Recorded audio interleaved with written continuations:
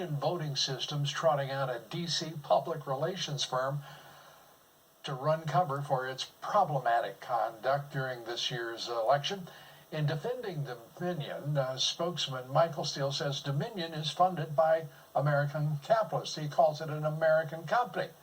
But Dominion president and CEO John Powell is a Canadian citizen, and he told Congress in January he owns 12% of the company. 75% of Dominion is owned by Staple Street Capital, a private equity firm run by former managers of the Carlyle Group. No other investor owns more than 5%, we're told, but Dominion will not tell us who they are or who is behind Dominion.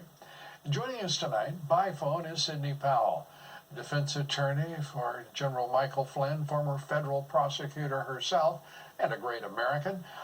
Sidney, great to have you with us. Let's start with the ownership of these voting firms. I know you're focusing on that part of the electoral fraud that's been perpetrated this year in this election. Why don't we know who they are? Well, because they've used multiple shell companies and now apparently private equity groups to hide their actual ownership. But there's no doubt that the software was created and used in Venezuela to control the elections and make sure that Hugo Chavez was always reelected as the dictator of Venezuela in what appeared to be, quote, free and fair elections, end quote. But they were manipulated by the software used in the Dominion machines and used by other machines in the United States, frankly.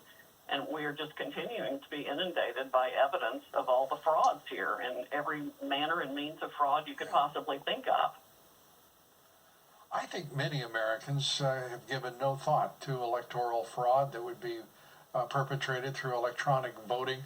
That is, these machines, these electronic voting companies, including Dominion, prominently Dominion, at least in the suspicions of a lot of Americans. We don't even know who has actually seen this software work. We don't know where their servers are for sure. We know a couple of them are overseas, and by overseas I mean in Germany and Spain. It's just stunning that we have progressed this far with these companies and have permitted these entities that we don't know what their ownership is, we don't know what their possible bias is. How could this be? Because of all the corruption in the country, we need to find a way to follow the money back as far even as when this was approved by the Special Government Committee called CFIUS, CFIUS, which are the heads of the respective agencies at the time who approved Dominion coming into the country and running our elections. And, I mean, Carolyn Maloney and Klobuchar and Warren have been raising Cain about this issue for a long time. Right. But nobody's done anything about it. As last year. Yeah, and as best I can tell, both parties have any number of people who are at fault in the fact this has continued to play any role in our elections whatsoever, and we have no idea of who all has benefited from it. Somebody needs to do a massive money following investigation to find out who paid what to whom. Well, you have promised a Kraken will be unleashed. We were expecting perhaps your suit would be filed yesterday or today. When shall we expect your lawsuit?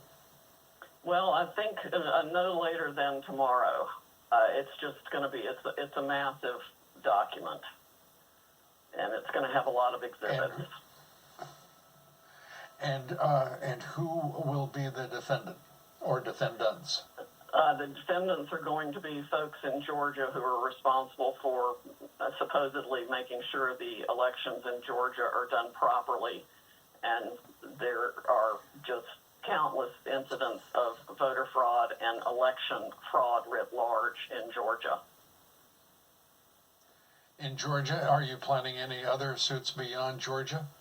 Yes, we are. We'll be rolling them out as fast as we possibly can, because it affected the entire country, actually. We even have an affidavit now from a distant state that's done by one of the election officials in the state telling us all the things that person witnessed as being wrong there.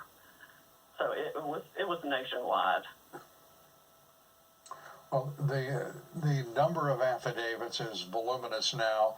The eyewitnesses are considerable. Your thoughts now about what will be the impact, and can it be adjudicated in such a way as to meet all of the deadlines that are forced upon you? That is December 8th, December 14th. Give us your sense of the timing and the urgency of getting this to resolution. Yes, well, obviously it couldn't be more urgent, but yes, the time deadlines should be able to be met, and the evidence is so overwhelming, it's almost as though they were so blatant about it, they expected us to catch it, and, maybe it's a diversion from something else that's going on, I don't know, but it's also clear that there was foreign intrusion into our voting systems, and that's going to be where the rubber meets the road. A person that I hold in high regard, who's been at various points in this political conflict over the last 4 years, said the difference this year in the political corruption and the pervasive nature of it is that he believes the left doesn't even care. The radical Dems, the deep state, don't even care whether we find out what we know. And I thought about it, and I think that may be well considered. Your thoughts? Yes, I agree. I mean, that's exactly how blatant it is, and all kinds of it are equally blatant. I mean, people sitting on the floor and writing on the side of buses, filling out ballot after ballot. It's in your face everywhere. The statistical evidence is insurmountable. The mathematical evidence is to mathematical impossibilities. There's no way there was anything but widespread election fraud here. We've got one witness that says in Arizona, at least, there were 35,000 votes added to every Democratic candidate just to start their voting off. It's like getting your $500 of Monopoly money to begin with when you haven't done anything.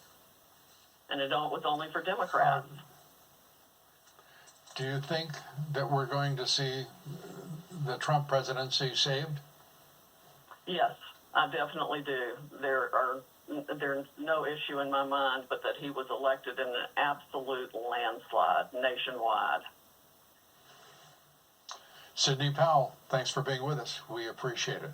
Thanks so much. Up next, former Defense Secretary